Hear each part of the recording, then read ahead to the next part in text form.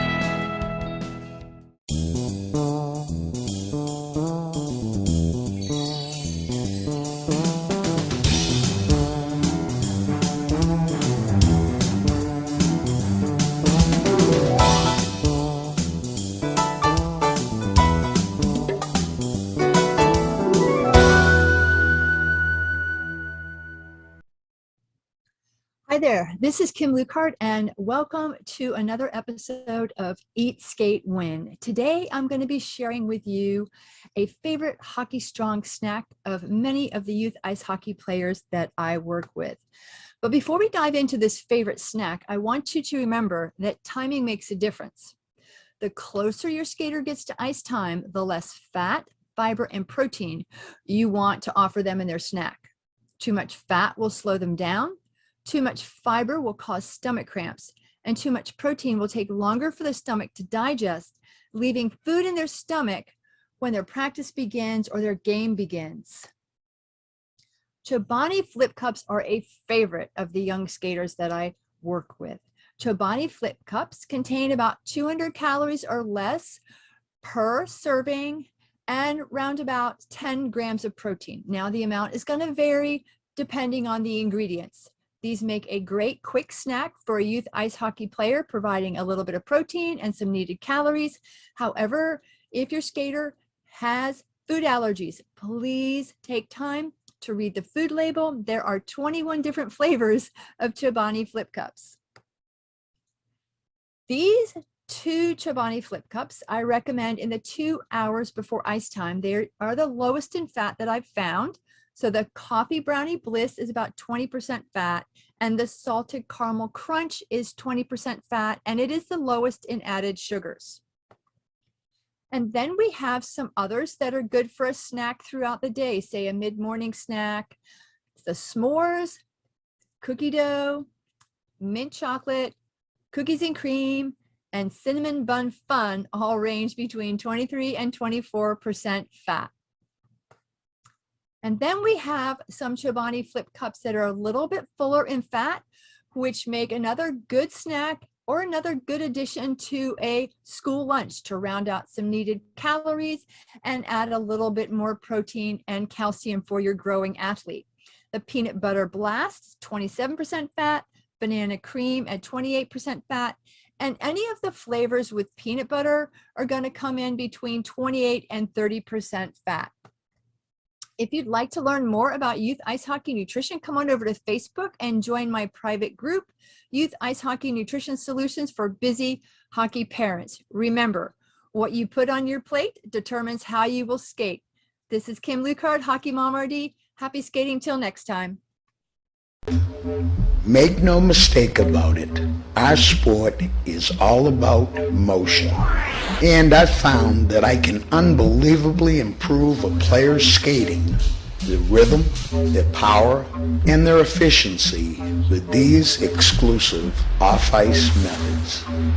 I can also help older players with their explosive strength, toughness, and conditioning.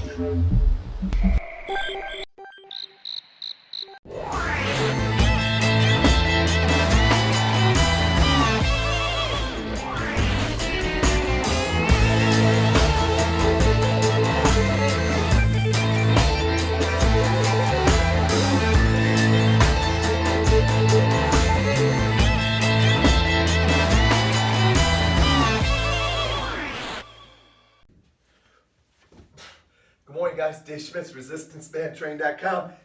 Welcome to the band gym. Welcome to accelerated concentrics. Huh? Yeah, fast reps. Yeah, I'm about to teach you why and how to go ahead and start increasing the speed of your reps. Well, why would you want to do that? Very simple. It's going to improve balance. It's going to improve reaction time. It's going to improve your reflex time. It's going to work on power. And oh, and by the way, our entire life is built around power. And if you don't believe me, next time you get out of a chair, that's a power movement. You do it every day. All right? So we know that life is about power. The other thing it's going to do is it's going to work on your coordination of your stability and your stabilization of your trunk while doing a complete total kinetic chain, total body movement. That's a lot of stuff. You ready to go ahead and learn? Let's go ahead and learn about it. All right, so accelerated concentrics. What are we talking about? Well, first of all, you got to understand, we're going to use one movement. Let's use split stance push presses. The concentric part of the movement is this part of the movement right there. That's what you're working on, the force production movement. This is the eccentric part of the movement.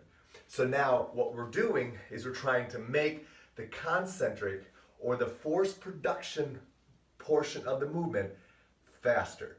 The cool thing is you can do it with bands so well because you have an ascending resistance. You can actually increase speed. You can't do that with weights. All right, so now you know the portion of the movement we're working with. Now I want to go ahead and let's talk about keys to being successful at learning how to do it and how to implement it.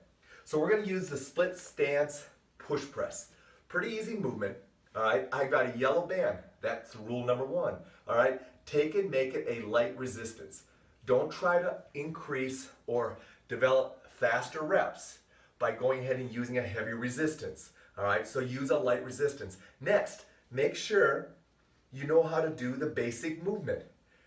All right, once you learn how to do the basic movement, now see if you can go ahead and just accelerate the concentric part of the movement, and you're starting to do it. So the push, how fast can I push the movement? Once you've learned to go ahead and do that, you're now ready to go ahead and bring in the movement. Now I want to stop here for a second and talk to you about protecting your bands. That's important. You're going to have to protect your bands. We're going to get our feet popping out, moving back. We're going to have ourself leaving the ground a little bit. You cannot take the band and grind it through the floor. When you go ahead and move your feet got to leave the ground. They can't just grind through the floor. You're going to tear up your bands. You're using a smaller band. I want you to do that. How are you going to go ahead and protect it? You're going to make sure you're not overstretching the band. All right? So if this movement works for you, great. If you're a shorter person and you actually wrap the band around your foot, that's fine. Just make sure you're not damaging your band during accelerated concentric training or fast reps. All right, back to making it successful. Number one, master the movement. Number two, make the concentric or the concentric portion of the movement a little faster. Now we're going to go ahead and we're going to learn how to do split jerk presses. And this is going to be a total body movement. So we have to work on timing. So we know that our feet are going to go here. So we practice that a little bit. Make sure we get that in. And now we got to time it so we work on the push and the split at the same time. All right? Then we bring it down slow and controlled and reset. So you're going to have to work on that. Start out slow. You're under a low resistance. Just work on the timing, but they both have to happen at the same time. That's the key. The key is the movement of the lower body and the movement of the upper body have to happen at the same exact time. That's key. That requires your lower body and upper body to be communicating through your trunk. All right? So now let's go ahead and let's talk about how, once I've learned how to do the reps and I've learned the movement, how do I program it into a workout? Very simple. I like to do one rep every 5 seconds for a minute. Yeah, so I'm going to work on quality reps. So let me take you through how I would do this. All right, I'm here. I'm going to do jerk presses, split jerk presses. All right, set, bang. 2, 3, 4, bang. 2, 3, 4, over top. Bring it back down. 3, 4, load my trunk and explode. That's real important. Make sure you're loaded. Make sure you're ready to do the movement. Set your trunk and explode. If you're under a low resistance, you're going to find it works out much better. Guys, fast reps, accelerated concentric, call it whatever you want. The cool thing is you can do it with RBT very easily because of the ascending resistance. Also, you can go ahead and set it up to almost any movement. Seriously, I'll be showing you all kinds of these types of movements in the future. But right now, understand that any movement you do, especially upper body movement, you can always incorporate something in your lower body that allows you to go ahead and make it a total kinetic chain exercise. Fast reps, guys. It's a great thing to go ahead and start introducing into your workouts, especially once you started to master a lot of resistance band exercises. Have fun with it, be safe with it, follow the rules that I gave you, and guys, you'll really enjoy keeping that portion of the speed and quickness in your body that Father Time wants to take away from us. Have a good time with it.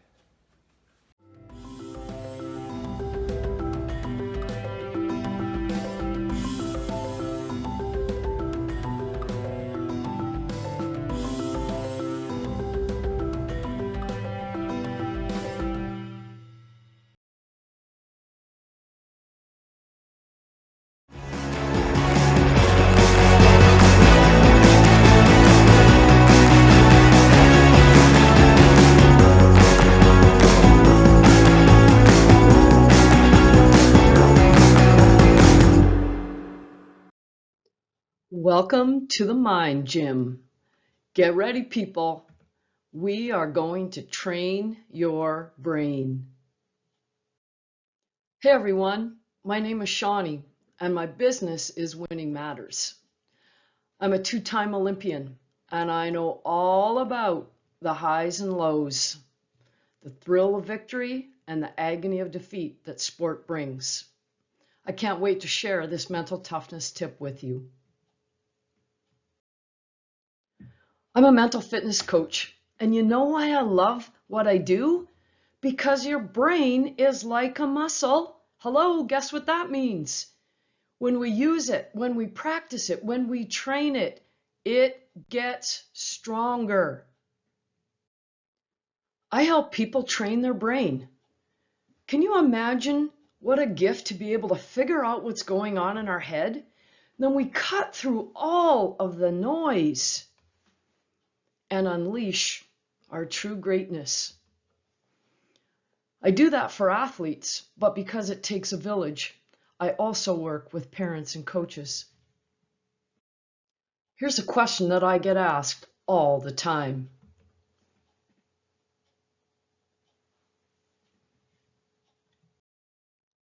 Before I give you a specific answer, let's go a little bit deeper and find out more about confidence. Well, here's what I believe. I think it is completely overrated and thoroughly misunderstood. Why would I say that?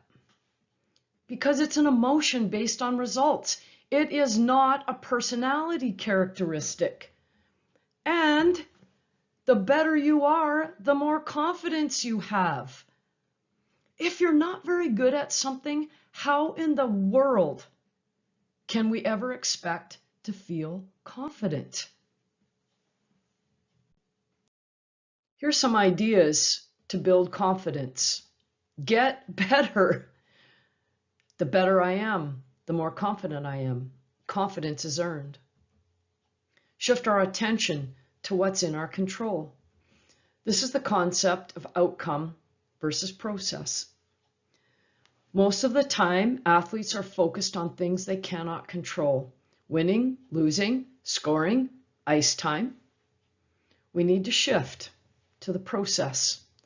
What's in our control? What actions can your athletes do when they get on the ice or when they're sitting on the bench waiting to get on the ice? What can they do that influence the outcome? I'm going to give you my favorite tip about confidence. Which of those would you choose if you were going to teach one or the other or work on one or the other? Confidence or courage? Remember, I already said confidence is an emotion based on results. It is overrated. And it's really hard to be confident when you don't have it. And when you just say, hey, just get out there and be confident, fake it till you make it, there's a reason that that doesn't work. Let's look at these three little bullets. Lack of confidence. What happens when that's going on? Well, we feel nervous. We might feel anxious. We certainly have the voice of self-doubt speaking loudly to us. This is what I propose. Those are all signs of fear. This is what happens when we are feeling fearful. What if we flipped fear on its face? Confidence or courage? I think, because this is what Brene Brown told me, and she's a pretty smart woman, we can be brave and afraid at the same time. That means I can have a feeling such as lack of confidence, self-doubt, nervous, and I can choose to be courageous because courage is an action. So in other words, when we're feeling lack of confidence, when we're feeling fearful, when we're feeling self-doubt, it's actually an opportunity to put our shark fin on, jump into the big, deep ocean, and practice our courage. You know what I really love about this courage concept? It's just like a muscle. That means it gets bigger. When we practice courage, it's just like any other skill that we use in hockey. We get better at it. Let's do a quick review. How do we help our kids and our athletes become more confident? Well, get better. Number one, get better at your sport. Number two, stay focused and put our attention on the process, the things that are in our control. And lastly, my favorite, here it comes, the shark fin. Choose courage. The word choose, I think, is very important. It's a decision that we can make, and decisions decide destiny. If you want to know more about my mental toughness coaching, there's my website. I'm also on social media. Now it's time to get into the mind gym, because the mind gym is always open. Train your brain.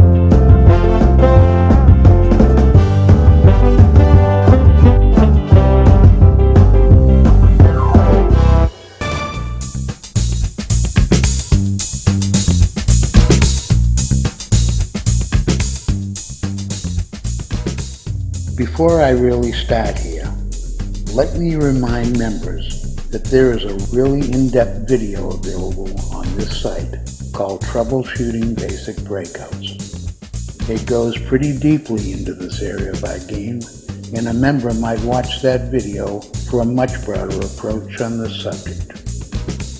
With that, let me tell you about the time I wanted to introduce a key part of breakouts to a young Mike team. First, I don't think you can blame young kids for just closing their eyes and throwing the puck up the boards or elsewhere. But you and I know that opposing players are as apt to retrieve that kind of pass as one of our own players. So here's what I thought.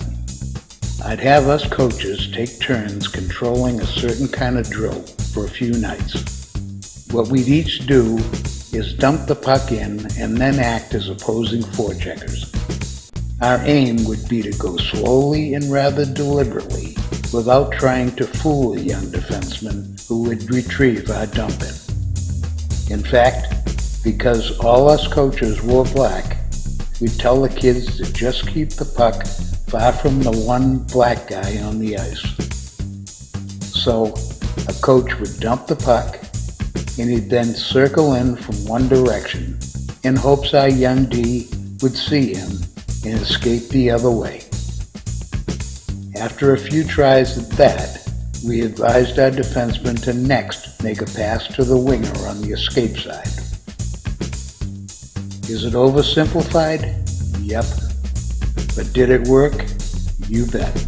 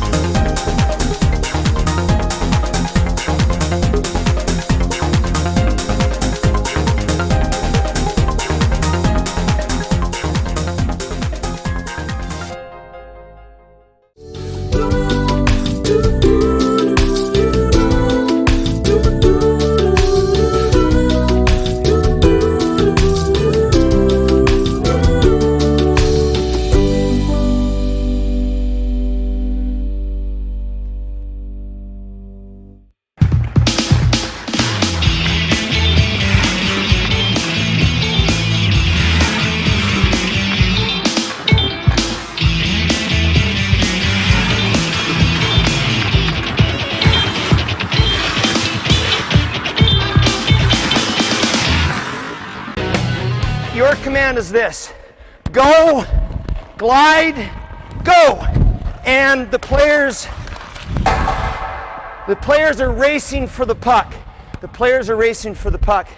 And we've got a pretty good combination here because we've got 2 big guns, 2 mid guns, 2 small guns. So coaches, you may want to pair your players up with equal speed so that one player isn't always beating the other. After they shoot the puck, they come back into the line and switch sides, just for the sake of switching sides. So you guys, do you understand how to do the drill? Everybody understand what to do? Okay, Chris and Nolan, you ready? Show me that ready position like this. Yeah, good. Okay, go. Glide. Go. That's it. Keep going. Right on. Guys, ready? Go. Glide. Go. Accelerate, accelerate. Alex, Kellen, you ready? Go.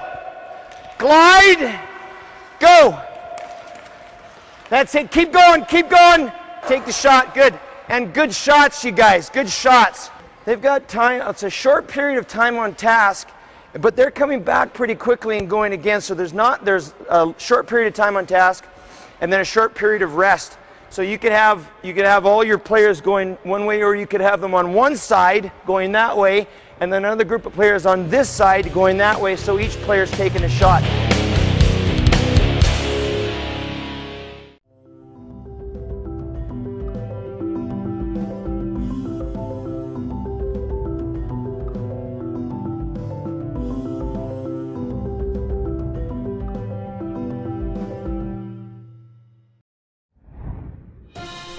This has been a local video marketing production. We hope you've enjoyed this, and that you've picked up a number of great hockey tips. Please do tell some friends about these shows, and let the contributing coaches know how much you appreciate them.